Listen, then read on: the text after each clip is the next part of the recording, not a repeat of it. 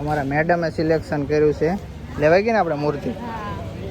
જય માતાજી, જય દ્વારકાધીશ મિત્રો, સ્વાગત છે તમારું આજના આપણા એક નવા બ્લોગની અંદર.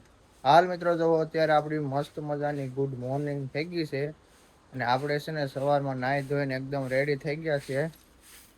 અમારા મેડમ છે એ વાળે છે ફળિયું અને મારા મમ્મી જો સવારનો નાસ્તો બનાવે છે. મારા મમ્મી શું બનાવો મમ્મી? થેપલા. મારા મમ્મીએ થેપલા બનાવ્યા છે સવારમાં. તો હાલો મિત્રો જો મારા મમ્મીએ છે થેપલા બનાવી નાખ્યા છે અને આપણે લઈ લીધો ચા અને દૂધ અને નાસ્તો કરવા બેસી ગયા છીએ આપણે સવારનો. હવે જવાનું છે આપણે દુકાને, એટલા માટે આવી ગયા છીએ આપણે પેલા હનુમાનજી મહારાજના કરવા દર્શન. તો તમે પણ કરી લ્યો હનુમાનજીના દર્શન. દુકાને જતા પહેલા છે ને હું રોજ સવારે અહીંયા હનુમાનજી મહારાજના દર્શન કરવા આવું જ છું અને અહીંયાથી દર્શન કરી અને પછી જ આપણે દુકાને જવાનું. આ આપણો રેગ્યુલરનો ટાઈમ છે. તો આ મંદિર મારી વાડીની નજીકમાં જ આવેલું છે, એટલા માટે રોજ સવારે હું અહીંયા આવું છું. આપણે થોડાક ફૂલ તોડી લઈએ કેમ કે આપણે દુકાને મંદિરે ભગવાનને ચડાવવા માટે આપણે રોજ અહીંયાથી ફૂલ લઈ જઈએ છીએ. એટલે થોડાક આપણે અહીંયાથી ફૂલ તોડી લઈએ. હા છે. તો આપણે આવી ગયા છીએ દુકાને અને દુકાને આવી અને ભગવાનને અગરબત્તી કરી અને પહેલું કામ આપણું માવા બનાવવાનું. માવા અને વિમલનું સવારમાં અમારે સૌથી વધારે વેચાણ હોય છે કેમ કે લોકો કામે જતા હોય, માવા અને પાક ને વિમલું ને એવું બધું વધારે લઈ જતા હોય છે. તો સૌથી પહેલાં આપણે માવા બનાવી નાખીએ. તો જો અમારા મેડમ છે એ આવી ગયા છે દુકાને અને આપણા માટે લઈ આવ્યા છે સીતાફળ. આ શું છે? એટલે અડધું ખાઈને લેવી શું છે? ખાતી ન થાય ને રસ્તામાં.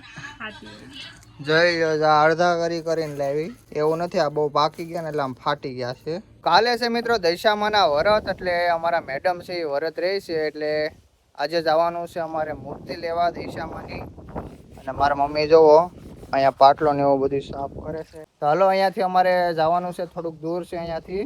અમારે ગીરગઢડા જવું પડે, ત્યાં દશામાની મૂર્તિ લેવા જવાનું છે. તો જઈએ. અત્યારે અમારા બેનના ઘરે આવ્યા હતા અને જો અહીંયા રકાબી ભરીને સા ઉપાડી લીધો.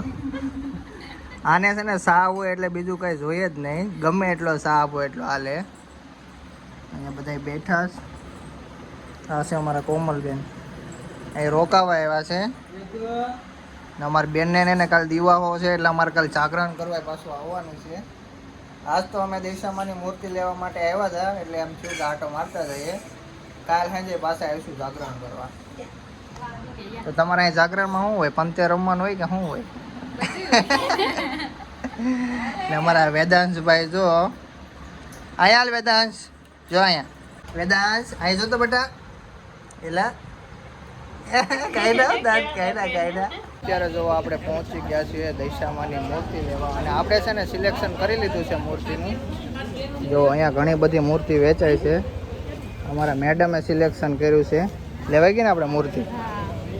હા લે છે. હવે કંઈક પૂંજ આપો. શું લે જો તો એના વ્લોગની પડી, મારા વ્લોગની કાંઈ નથી પડી. બોલો એ કે મારા ફોનમાં ઉતરે, તારા ફોનમાં ઉતરે છે. બાપ ઉતરી ગયો એમાં.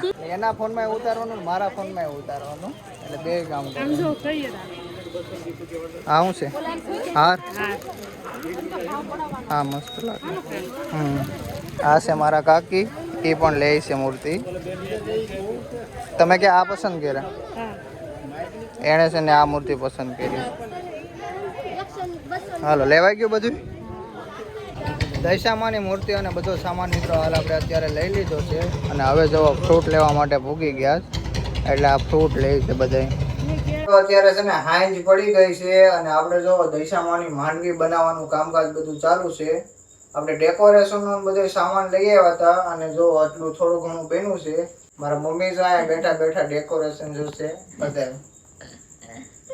મારા મમ્મી બેઠા છે, એ કહેતા હતા મને કે હું થોડું થોડું કરતો જાઉં.